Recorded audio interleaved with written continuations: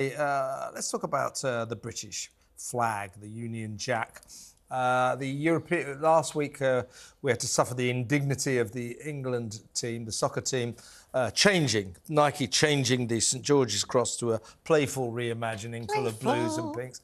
Now we did learn that Team GB, the Olympic team, are off to Paris this summer for the Olympic Games, and they were going to be wearing this, that we understood, this ludicrous reimagining of the Union Jack. Turns out that the Team GB have now announced we will be wearing traditional Union Jacks, but this nonsense is still available for merchandise. Why? Leave our flags alone. This looks like someone's gone tonto with a pair of scissors and an old magic eye book. What even is that? It doesn't even remotely have the shape of the flag anymore.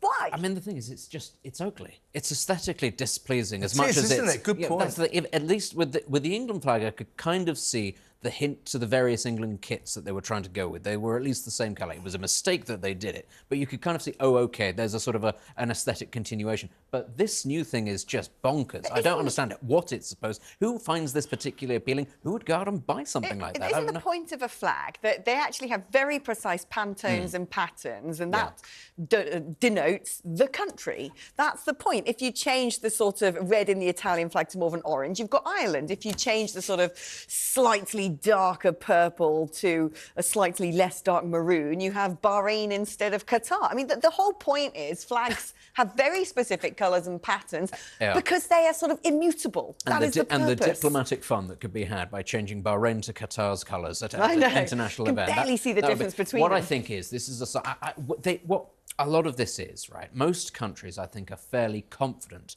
and firm in their own national identity, and they use their flag as a sort of a rallying point of pride. It's something that everybody can identify with, everybody can get behind.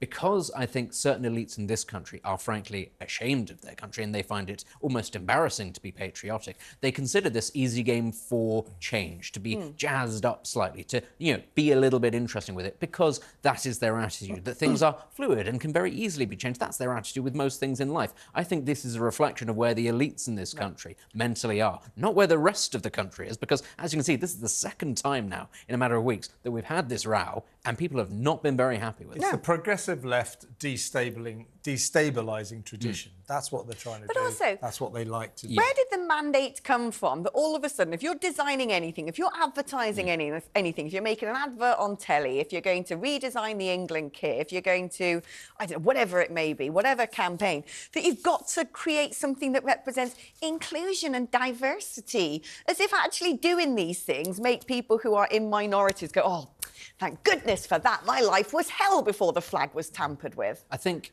but equally, it's a very specifically British thing, because there is just as strong a left-wing progressive movement in the United States.